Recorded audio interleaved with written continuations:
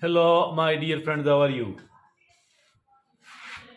The world we are living in, it has all types of people. Some of the people are easy to interact with, while another some of the people are not so easy to interact and to go along with. And one such kind is a narcissist people, having the narcissistic behavior. And these people are not so easy to deal at all, and it is quite draining, it is quite troublesome, it is totally unpleasant at all to be able to interact and to go along with the narcissist. Today we have made it a topic of our discussion, and we are going to speak upon the different aspect or every important aspect of the topic. And to begin with, what is the definition of being a narcissist person? And it is actually it is it is like somebody thinks that I'm superior, I'm better, and I am I must be obeyed, I must be considered as a superior person, and they are having something like that. So let's go into the details and let's talk about the common traits of narcissist. Common traits of the narcissist, and these traits are eight in number, and these are very common amongst every narcissist. And the number one trait is grandiosity. And what is the grandiosity? It is an exaggerated sense of self importance and superiority. They think that they are very important, they think that they are superior, and that is called grandiosity. They are superior, and they are very important, and this is the one common trait of a narcissist. And the second one is self-centeredness. And the self-centeredness means that preoccupation with their own thoughts, with their own feelings, and with their own needs. They are seen preoccupied with their own thoughts, with their own needs, and with their own expectations as well. So that is the second trait of a narcissist person, while the third trait is need for admiration. Need for admiration. And it is like craving attention, craving praise, and craving admiration as well from others. Need for admiration, craving attention, craving praise, and craving and admiration from others as well. So that is their third trait. And the fourth trait is that lack of empathy. And it is a lack of empathy with those people. It is like difficulty understanding and relating to the others feelings and the needs and the feelings of other people. They find it difficult to understand, and they find it difficult to relate with. Now, moving to the next very common trait of a narcissist person, it is the sense of entitlement. Sense of entitlement says expecting special treatment, and expecting the special treatment, and automatic compliance with their expectations as well. They think that whatever they are expecting, it should be automatically complied with the person they are interacting with, and they think that they must be treated in a very special way. So that is the fifth common trait of a narcissist, and it is called sense of entitlement. Now the sixth very common trait of a narcissist is that is exploitative behavior. And the exploitative behavior is like taking advantage of others to achieve their own ends.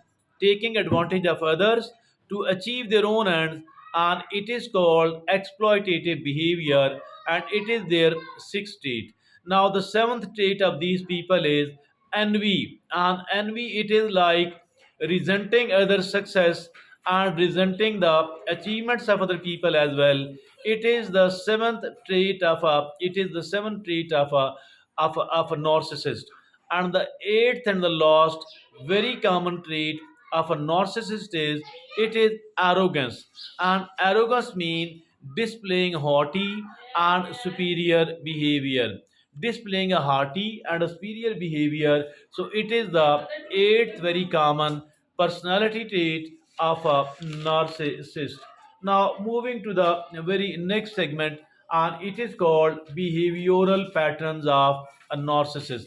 Behavioral patterns of a narcissist, and what type of behavior they people are seen exhibiting, and it is the five types of behavior you will very commonly come across these people. And the first one is the manipulation. The first one is the manipulation, and it is using charm, using guilt or coercion to influence others. It is using charm, using guilt or coercion to influence others. So that is the first very common, that is the first behavioral pattern of the narcissist, and it is manipulation. Now the second behavioral pattern of a narcissist is it is gaslighting. And gaslighting means denying or distorting reality to control others perception. Denying altogether or distorting reality to control others' perceptions, and it is called gaslighting. It is the second behavioral pattern of a narcissist. Now, the third, behavioral pattern of a narcissist is it is called emotional abuse. Emotional abuse, and it is using verbal or non-verbal behaviors to control, to intimidate, or to belittle others. Emotional abuse, it is using verbal or non-verbal behaviors to control, intimidate, or belittle others. The fifth and the last behavioral pattern of these narcissists is that they are playing the victim. They play the victim, and it is pretending to be vulnerable or pretending to be helpless to gain the sympathy and attention.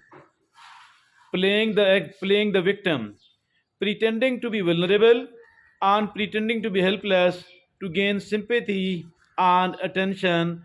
It is the fifth and the last behavioral pattern of a narcissist.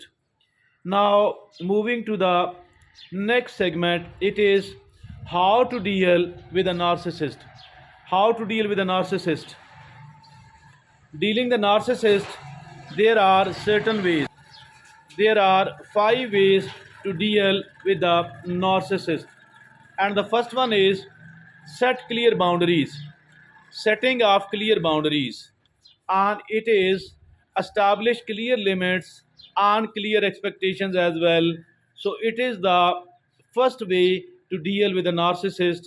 And the second way to deal with a narcissist is don't feed their ego at all. Don't feed their ego. Avoid giving excessive praise or excessive attention as well. And it is the second way to deal with the narcissist. And it is called don't feed their ego.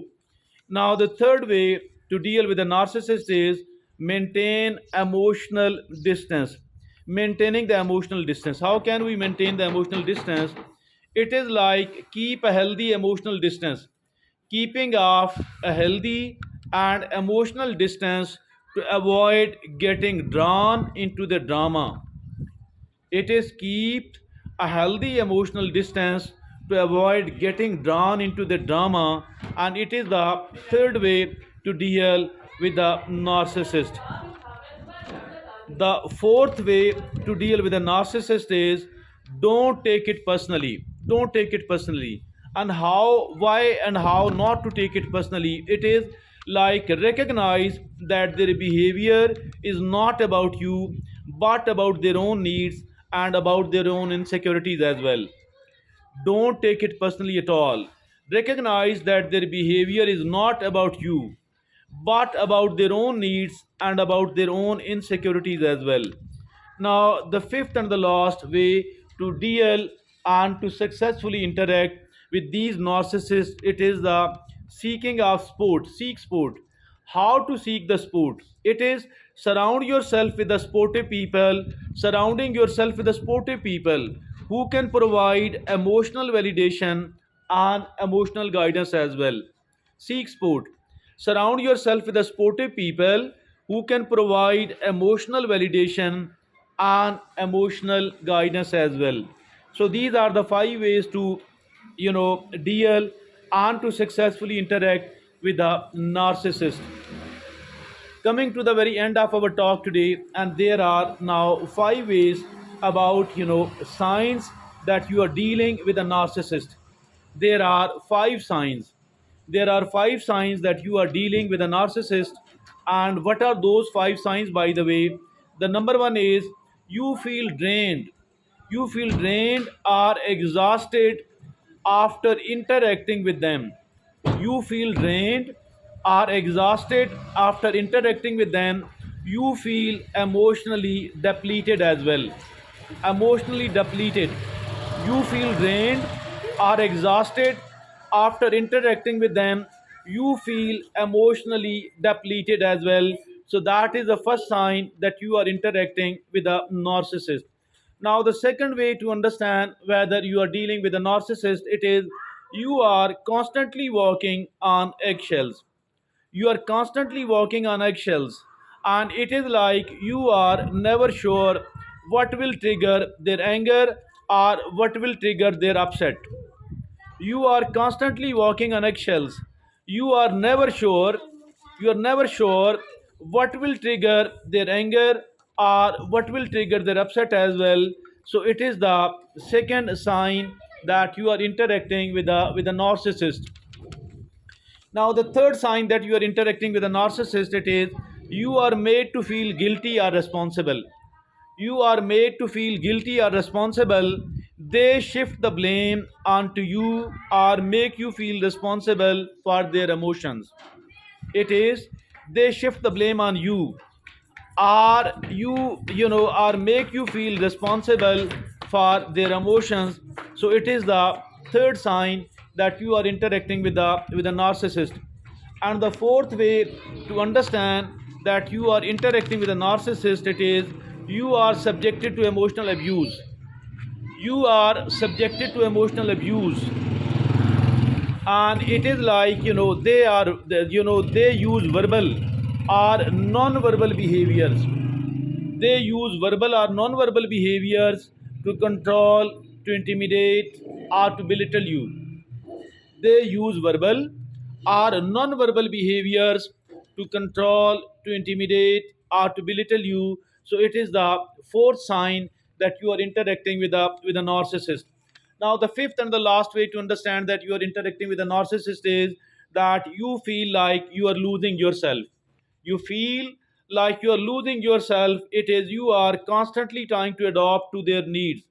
You are constantly trying to adapt to the needs and expectations as well, losing your own identity and your own autonomy in the process as well. I think today's talk is highly important because every now and then we do come across somebody who is a narcissist, and indeed interacting, dealing, going along, accompanying a narcissist, it is not something easy at all. It is quite complicated. It drains our energy, and we lose our identity, we lose our autonomy, and it is something a bigger loss. So it is, during our today's talk, we also spoke about how to interact successfully, how to deal with these narcissists, and a very important topic indeed. That is all from me today. Thank you very much.